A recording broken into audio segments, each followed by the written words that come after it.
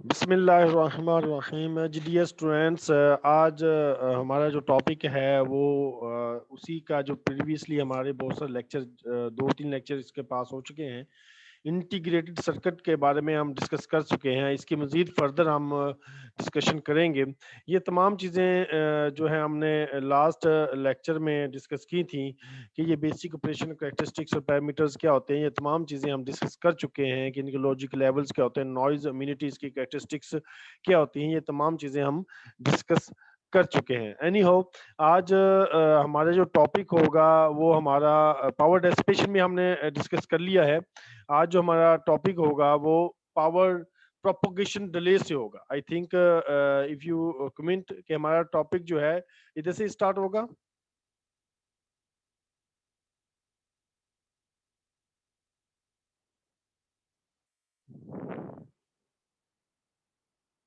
जी, any student comment के ये topic जो है हमारा।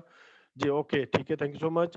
एनी हाउ, आज जो हमारा टॉपिक ऑफ डिस्कशन है वो प्रोपगेशन डिले के डिले टाइम। इट मींस के कुछ सिग्नल पास होते हैं तो उसमें डिले टाइम जो होता है उसको हमने डिस्कस करना है। इस लास्टली हमने आपको पता है कि हमने पावर डेसिपेशन और सम हमने ये चीज़ बड़ी इंपॉर्टेंट डिस्कस की थी कि सीमॉस और टीटीएल का फ्रीक्वेंसी पर इफेक्ट क्या है, यानी फ्रीक्वेंसी से सीमॉस और टीटीएल में क्या वेरिएशन आती है। अगर आप इस डायग्राम्स देखेंगे, टीटीएल जो है ये फ्रीक्वेंसी के इंडिपेंडेंट है।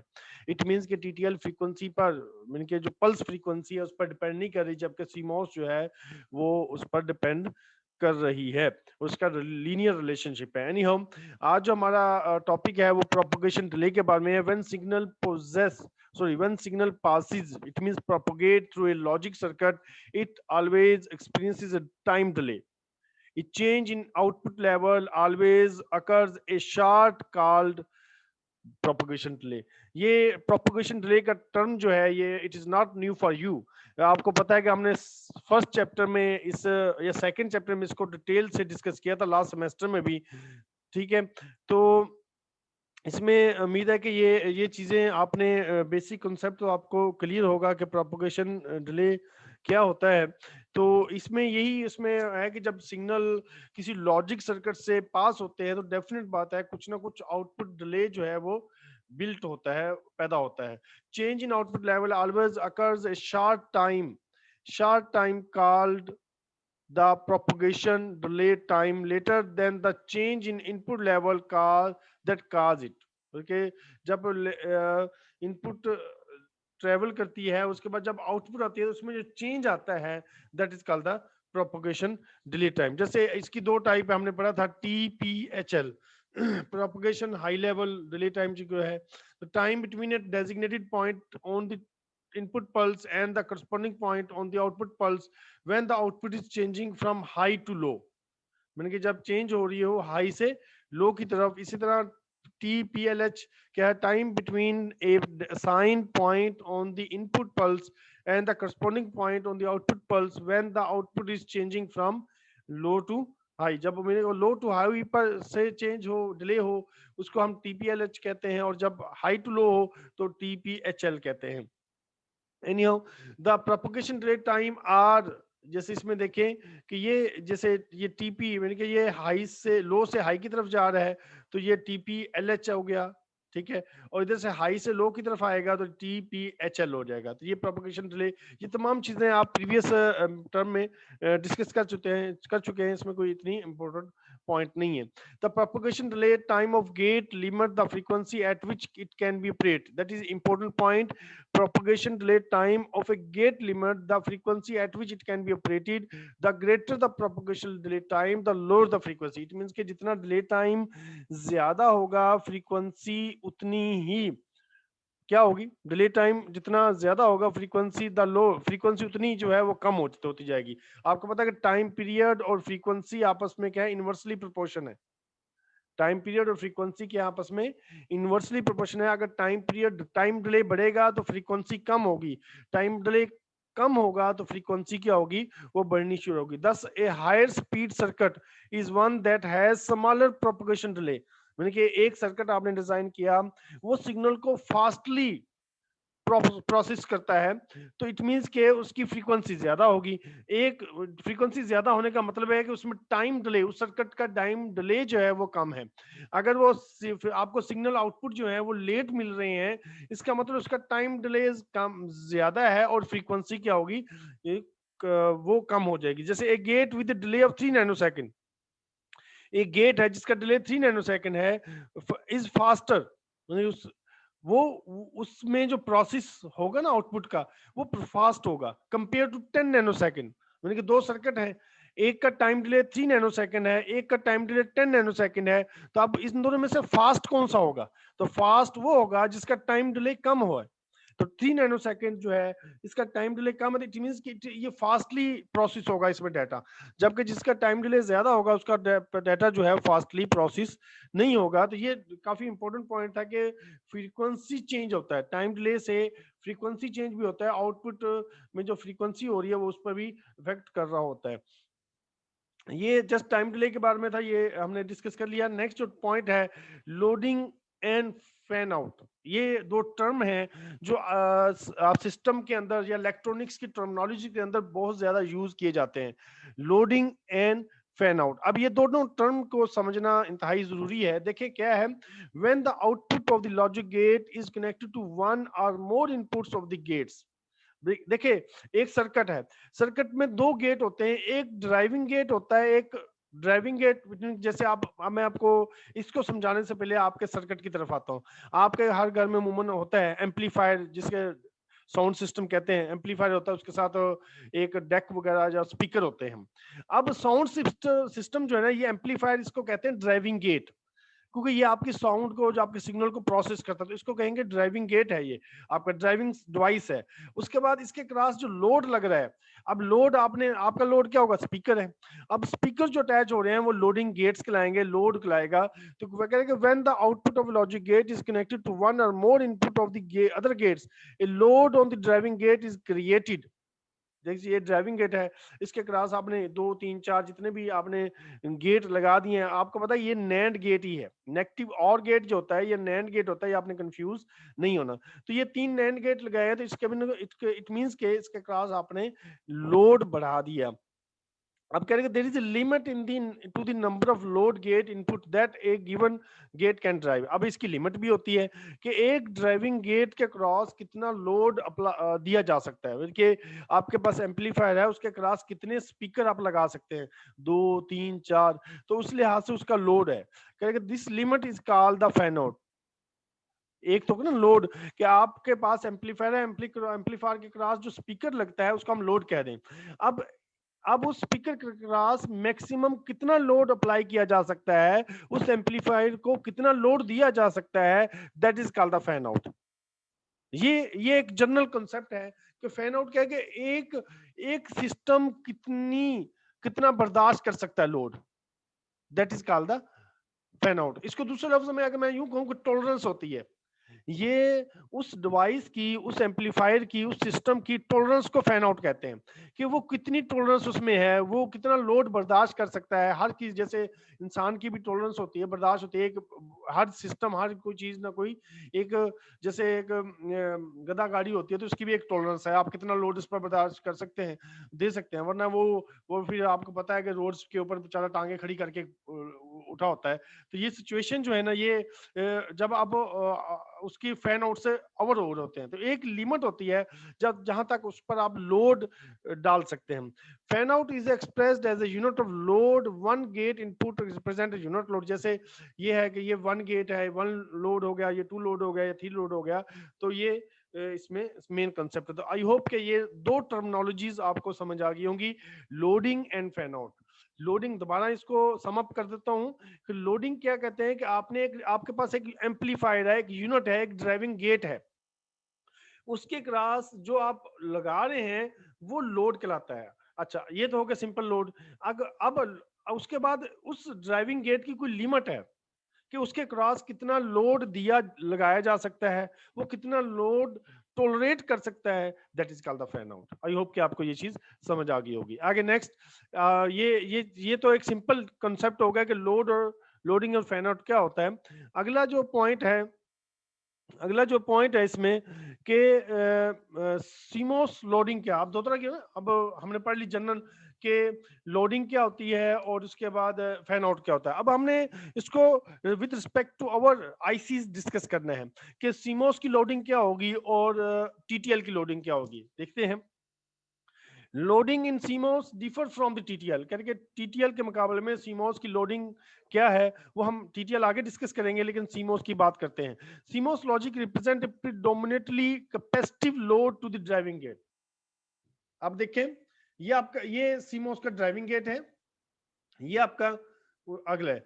अब कह रहे कि इसके ड्राइविंग गेट में तो रेजिस्टेंस है, लेकिन आगे जो है इसका जो है आगे कैपेसिटर है। तो कह रहे कि CMOS logic represent dominate capacitive load to the driving gate, के ड्राइविंग गेट के ऊपर कौन सा लोड होगा, कैपेसिटिव लोड होगा। देखिए कैपेसिटर लगा हुआ है, तो इसमें ये है, जबकि टीटीएल में दोनों रजिस्टर हैं, उसमें कैपेसिटिव लोड नहीं होता, उसमें रजिस्टिव लोड होता है। नहीं हो, हम आगे डिस्कस करेंगे। तो इसमें मेजर डिफरेंस टीटीएल और सीमॉस का ये है कि इसमें कैपेसिटिव लोड होता है, उसमें रेजिस्टिव लोड होता है। In this case the limitation are charging and discharging times associated with the output resistance of the driving gate and the input capacitance of the load. आप डेफिनेट बात है, अब capacitor charge कब होगा या discharge कब होगा ये डिपेंड करता है इसके रेजिस्टेंस पर। देखें, जब इधर पोटेंशियल हाई होगा, इधर पोटेंशियल लो होगा, तो ये चार्ज होना शुरू हो जाएगा।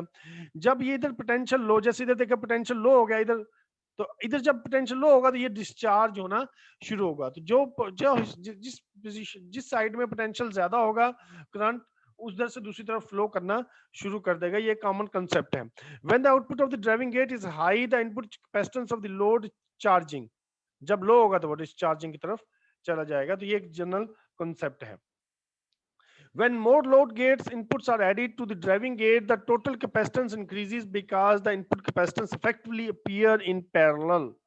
कह रहे कि आप अगर लोड बढ़ाते जाएंगे तो क्या होगा कि ये पैरेलल में बढ़ेगा, यूं ये पैरेलल में बढ़ता जाएगा।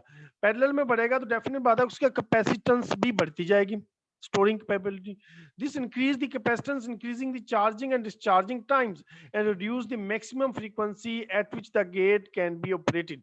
जिसकी वजह से उसकी फ्रीक्वेंसी क्या होगी, मैक्सिमम फ्रीक्वेंसी रिड्यूस होती जाएगी उस लोड बढ़ाने से। Therefore, the fan out of CMOS gate depend on the frequency of operation. इसका मतलब आपको पता है कि पीछे भी हमने पढ़ा है कि सीमोस जो है ये फ्रीक्वेंसी पे डिपेंड करता है और फैन आउट भी फ्रीक्वेंसी पे डिपेंड करेगा। Fewer the load gate input the greater the frequency, जितना आप लोड गेट कम लगाएंगे उतनी फ्रीक्वेंसी क्या होगी, वो ज्यादा होगी। तो क्योंकि सीमोस जो है फ्रीक्वेंसी पर डिपेंड करता है। तो ये सीमोस का सिंपल हमने कॉन्फ़िगरेशन पढ़ ली थी। इसके अलावा टीटीएल लोडिंग के बारे में डिस्कस करते हैं।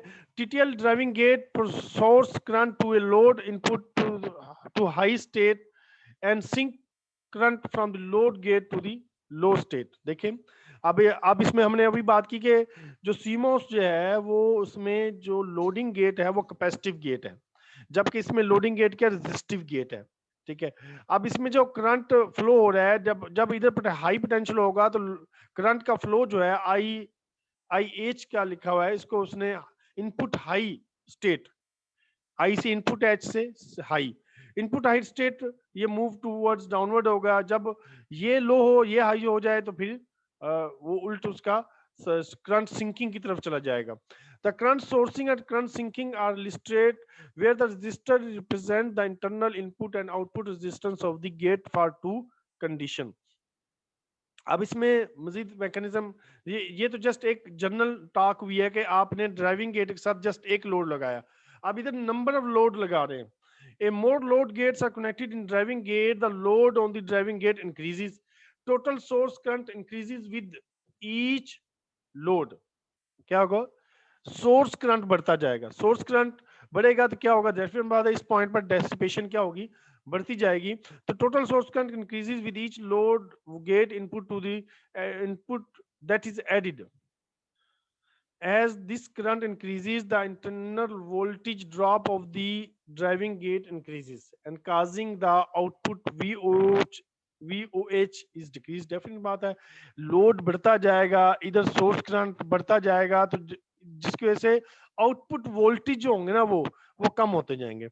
If an excessive number of load gate is input are connected drops below OH minimum the high level noise margin is reduce. क्या होगा, हमने पीछे हाई नॉइज मार्जिन पढ़ा था ना, कि जितना लोड बढ़ाते जाएंगे उसका नॉइज मार्जिन जो होगा वो कम होता जाएगा, दस compromising the circuit operation and as the total source current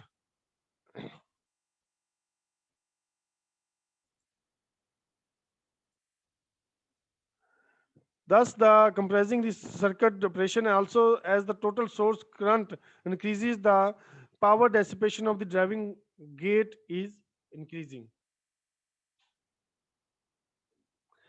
The fan out is maximum number of load gate input that can be connected without adversely affecting the specified।